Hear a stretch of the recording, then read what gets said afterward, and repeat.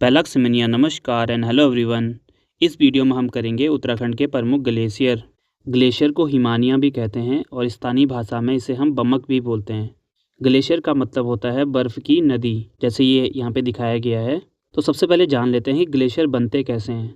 Glacier ऐसी जगह पे बनेंगे जहाँ बर्फ़ गिरती है और बर्फ़ की पिघलने की दर बहुत कम है। तो जब एक बार बर्फ़ गिरेगी तो वो पिघलेगी नहीं, तो अगली बार फिर दोबारा से एक लेयर बनेगी। ये लेयर बनते जाएगी सालों से सालों दर।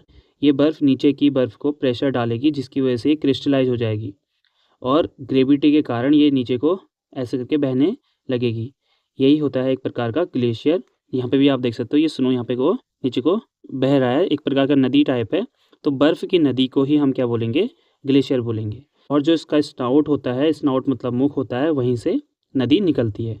और एक ग्लेशियर का अंदर का भाग है, यहाँ पे को वीडियो है तो इसको आप देख सकते हैं कि अंदर कैसे ये बर्फ़ पिघल रही है और उसके बाद ये नदी का रूप ले लेती है। Doctor SC. खरकवार कहते हैं कि उत्तराखंड हिमालय में की गई गणना के अनुसार यहाँ विभिन्न आकार के जो ग्लेशियर है उनकी संख्या 917 है और जो महत्वपूर्ण ग्लेशियर हैं वो 30 के करीब हैं। इसमें कुछ ग्लेशियर दिखाए गए हैं, इनके बारे में हम इनमें से कुछ ग्लेशियर के बारे में यहाँ देखेंगे और मैप में भी उनको देखेंगे, ताकि आने वाले जो रिवर सिस्टम पढ़ेंगे वहाँ पे ग्लेशियर हमें पता रहे कि कहाँ पे है। तो सबसे पहले हम अगर गढ़वाल मंडल के ग्लेशियर को देखें, उसमें है डोकरियानी ग्लेशियर, बंदरपुर ग्लेशियर और गंगोत्री ग्लेशियर। ये 3 ग्लेशियर उत्तरकाशी में पड़ेंगे, साथ में यमुनोत्री ग्लेशियर भी। अभी हम इसको आगे मैप में देखेंगे। ऐसी खतलिंग ग्लेशियर पड़ता है टिहरी गढ़वाल में। ऐसी चोराबाड़ी ग्लेशियर, जिसको केदारनाथ ग्लेशियर भी बोलते हैं। ऐसी दूनागिरी ग्लेशियर, ये रुद्रप्रयाग में आएगा, ये टिहरी गढ़वाल में आएगा। दूनागिरी चमोली में। हिपरा बमक ग्लेशियर चमोली में। सतोपंत भागीरथी खर्क ग्लेशियर, ये भी चमोली में आएगा। इनको हम आगे इनके बारे में थोड़ा विस्तार से जानेंगे। फिर ऐसी कुमाऊं मंडल है पिंडियारी ग्लेशियर, कफनी ग्लेशियर, मैकटोली ग्लेशियर, सुंदर ढूंगा और सुखराम। तो सुंदर ढूंगा में ही ये दोनों भी पड़ते हैं, इसी के पार्ट है। तो ये हमारे पड़ते हैं कफनी ग्लेशियर, मैकटोली ग्लेशियर, सुंदर ढूंगा, सुखराम बागेश्वर में। और पिंडारी ग्लेशियर, इसका ज़्यादा जो पार्ट है वो बागेश्वर में पड़ता है, साथ में ये चमोली और पिथौरागढ़ में पड़ता है। उसी के बाद ये मिलन ग्लेशियर, रालम, पॉन्टिंग, नामिक, हीरामणि और पिनोरा, ये पिथौरागढ़ में पड़ता है। तो कुमाऊं के हमें सिर्फ बागेश्वर और पिथौरागढ़ में ही ग्लेशियर मिलेंगे। तो सबसे पहले गंगोत्री ग्लेशियर के बारे में जानते हैं। भारत के सबसे बड़े ग्लेशियर सियाचिन ग्लेशियर के बाद गंगोत्री ग्लेशियर भारत का दूसरे नंबर का सबसे बड़ा ग्लेशियर है और उत्तराखंड का पहले नंबर का ग्लेशियर है। इसकी जो लंबाई है 30 किलोमीटर लेंथ है और 2 किलोमीटर इसकी चौड़ाई है।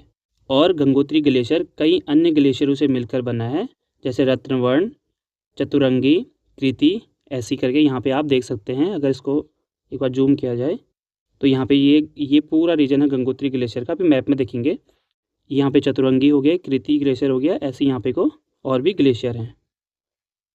और यहाँ ऐसे एक अरवा ग्लेशियर भी पड़ता है, जो यहाँ पे लिख रखा है। यहाँ से अरवा नदी निकलती है और इसका जो इस ग्लेशियर का जो मुख है वो गोमुख है, जहाँ से भागीरथी नदी निकलती है। और गोमुख से लगभग 5 किलोमीटर अगर ऊपरी घाटी में जाएंगे तो हमें तपोवन मिलेगा, और 7 किलोमीटर ऊपरी घाटी में जाएंगे तो नंदनवन भी मिलेगा। कभी कभी क्वेश्चन आ जाता है तपोवन किस ग्लेशियर के निकट है, तो ये ध्यान रखना है क्योंकि ऐसे क्वेश्चन आए हुए एग्जाम में। यहाँ पे एक चीज़ और ध्यान रखेंगे, जो गंगोत्री ग्लेशियर है वो प्रतिवर्ष 22.53 मीटर पीछे खिसक रहा है। तो क्लाइमेट चेंज की वजह से जो यहाँ तक पहले हुआ करता था 1780 में, इसका स्नाउट जो होता था, जो उसका मुख होता था, यहाँ हुआ करता था, अब ये धीरे धीरे यहाँ पहुँच चुका है। तो इससे आप देख सकते हैं। ऐसी उत्तरकाशी में डोकरियानी ग्लेशियर भी है, जहाँ से दिनगाड़ नदी निकलती है, जो भागीरथी की सहायक नदी है। इसको हम डिंगत भी बोलते हैं, किसको, दिनगाड़ नदी को। अगर यहाँ पे देखा जाए कौन सा पर्वत है, यह है द्रौपदी का डांडा। तो ये रहा उत्तरकाशी का मैप। अगर इसको हम जूम करें ऐसे, तो यहाँ अगर देखोगे ये भागीरथी नदी निकलती है यहाँ से, ये गोमुख हो गया। और ये पूरा जो ये रीजन है, ये वाला ये है गंगोत्री ग्लेशियर का, और ये कितना है, 30 किलोमीटर तक है। अगर यहाँ पे देखेंगे चौखंबा श्रेणी है, यहाँ पे चौखंबा पर्वत है, चौखंबा 1 चौखंबा 2 करके। और इधर साइड अगर हम अलकनंदा जब पढ़ेंगे तो यहाँ पे भी हमें 2 ग्लेशियर मिलेंगे, भागीरथी खर्क और सतोपंथ वाले। तो ये रहा ये ग्लेशियर। ऐसे यहाँ पे अलग अलग ग्लेशियर से मिलकर बनाए, जैसे कृति ग्लेशियर है, ऐसे यहाँ पे अरवा ग्लेशियर हो गया। तो इसे हम ध्यान रखेंगे, ये है पड़ता है उत्तरकाशी में, ये है चौखंबा वाला, ठीक। ऐसे यहाँ पे अगर देखेंगे, ये हो गया बंदरपुर ग्लेशियर, जहाँ से यमुना नदी निकलती है और यहाँ से टोंस नदी भी निकलती है। और यहाँ पे अगर हम ध्यान रखें तो ये है डोकरियानी ग्लेशियर, ये वाला, और ये जो उसकी नदी है ये मिलती है फिर भागीरथी नदी पर। तो ये 3 ग्लेशियर हमें याद रखनी है। ऐसे यहाँ यमुनोत्री ग्लेशियर भी आप ध्यान रखेंगे, यही होगा। तो ये थे उत्तरकाशी के ग्लेशियर। अब हम देखते हैं चोराबाड़ी ग्लेशियर के बारे में। इसको हम केदारनाथ ग्लेशियर भी बोलते हैं। ये रुद्रप्रयाग में पड़ेगा और ये केदारनाथ मंदिर के 3 किलोमीटर ईस्ट मतलब पूर्व की ओर है और इसी के निकट गांधी सरोवर स्थित है। इसकी लंबाई है 14 किलोमीटर और इसकी चौड़ाई है 500 मीटर। यहीं से कौन सी नदी निकलती है? मंदाकिनी नदी निकलती है, जो अलकनंदा की सहायक नदी है। और ऐसे ही हम देखें खतलिंग ग्लेशियर, जो केदारनाथ के लगभग 10 किलोमीटर वेस्ट में पड़ेगा। तो जो केदारनाथ है इसके ईस्ट में पड़ रहा है चोराबाड़ी और इसके वेस्ट में पड़ रहा है खतलिंग ग्लेशियर, जहाँ से विलंगना नदी निकलती है, जो भागीरथी की सहायक नदी है। ये जो खतलिंग ग्लेशियर ये लंबवत है और स्कंद पुराण के केदार खंड में एक स्फटिक लिंग का जिक्र है, जिसको ये माना जाता है ये खतलिंग हिमानी की ही बात कर रहे होंगे। तो खतलिंग ग्लेशियर को विश्व का सबसे बड़ा प्राकृतिक शिवलिंग बोला जाता है, नेचुरल शिवलिंग है। तो इसको एक बार मैप में देखते हैं। तो ये रही विलंगना नदी और ये रहा खतलिंग ग्लेशियर और यहाँ पे है केदारनाथ। तो केदारनाथ के 10 किलोमीटर इधर बोला था। तो ये ऐसे और भी पार्ट इसमें होंगे। तो मैक्सिमम किसमें आता है? टिहरी गढ़वाल में आता है। ये खतलिंग हो गया और ये चोराबाड़ी ग्लेशियर हो गया। इसको केदारनाथ ग्लेशियर भी बोलते हैं। ये पड़ेगा रुद्रप्रयाग में। ये रुद्रप्रयाग का बॉर्डर हो गया, तो ये पड़ेगा रुद्रप्रयाग में। तो ध्यान रखेंगे, यहाँ से मंदाकिनी नदी निकलेगी जो आगे जाके अलकनंदा में मिलेगी। तो ये थे 2 ग्लेशियर जो टिहरी गढ़वाल और रुद्रप्रयाग में हैं। अब हम देखते हैं चमोली डिस्ट्रिक्ट के 2 ग्लेशियर। एक का नाम है सतोपंथ हिमानी ग्लेशियर।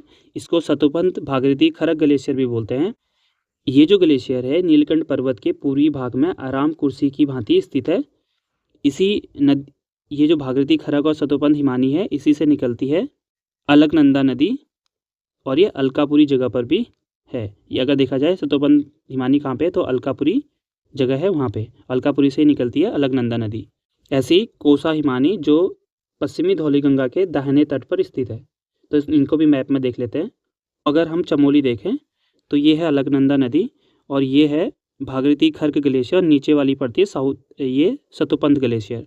तो अगर ये इसका जो मुख है, यहाँ से निकलती है अलकनंदा नदी और यहीं नीचे पड़ता है बद्रीनाथ धाम। इधर है नारायण पर्वत, इधर है नर पर्वत। तो इन दोनों के बीच में बद्रीनाथ धाम पड़ेगा और जो कोसा ग्लेशियर है यहीं पड़ेगा। यहीं हाथी पर्वत है ये और यहीं ये कोसा ग्लेशियर भी पड़ेगा। तो ये दोनों हो गए चमोली के। अब हम देखते हैं कुमाऊं मंडल के ग्लेशियरों के बारे में। पहला ग्लेशियर पिंडाली ग्लेशियर, जो सिर्फ कुमाऊं में नहीं आता, इसका थोड़ा पार्ट चमोली में भी आता है, मतलब गढ़वाल मंडल में आता है। तो इसको हम शुद्ध रूप से कुमाऊं का ग्लेशियर नहीं बोलेंगे। तो पिंडारी ग्लेशियर है जो ज़्यादातर इसका पार्ट बागेश्वर में आता है, चमोली में भी आता है, थोड़ा बहुत पिथौरागढ़ में भी आता है। और ये इस राज्य का दूसरा सबसे बड़ा ग्लेशियर है। इसकी खोज की थी मिस्टर मदेन ने 1846 में। इसकी लंबाई है 30 किलोमीटर और चौड़ाई है 385 मीटर और ये नंदा देवी और नंदाकोट शिखरों के मध्य में स्थित है। इसी के पास पड़ता है कफनी ग्लेशियर और ये पिंडारी घाटी के बाएं तरफ है। ऐसी यहीं पड़ता है सुंदरढूंगा ग्लेशियर भी, जो पिंडारी घाटी के वेस्ट में पड़ता है, पश्चिम में पड़ता है और ये कफनी पड़ेगा पूर्व में। और सुंदरढूंगा जो घाटी है यहीं पे अन्य हिमानियाँ भी है, मैकटोली, सुखराम, थरकोट। कफनी ग्लेशियर से कफनी नदी निकलती है जो पिंडर की सहायक नदी है और पिंडारी ग्लेशियर से पिंडर नदी निकलती है जो अलकनंदा की सहायक है। एक बार इसको मैप में देख लेते हैं। तो ये रहा बागेश्वर का बॉर्डर और ये चमोली हो गया इधर साइड और ये पिथौरागढ़। तो ये जो बीच वाला है ये है पिंडारी ग्लेशियर और ये है सुंदरढूंगा ग्लेशियर। यहीं मैकतोली ग्लेशियर भी पड़ेगा, सुखराम ग्लेशियर भी इसी का पार्ट है। और ये अगर आप देख रहे होंगे ये है कफनी ग्लेशियर। तो ये तीनों ग्लेशियर पड़ते हैं बागेश्वर डिस्ट्रिक्ट में। पिंडारी को हम थोड़ा बहुत पिथौरागढ़ और चमोली में भी देखेंगे। अब हम देखते हैं पिथौरागढ़ डिस्ट्रिक्ट के। पिथौरागढ़ डिस्ट्रिक्ट में नामिक ग्लेशियर, जहाँ से पूर्वी रामगंगा निकलती है। इसी के आसपास पड़ता है हीरामणि ग्लेशियर, क्योंकि बहुत बड़े ग्लेशियर है। आसपास बहुत छोटे छोटे और भी ग्लेशियर होते हैं।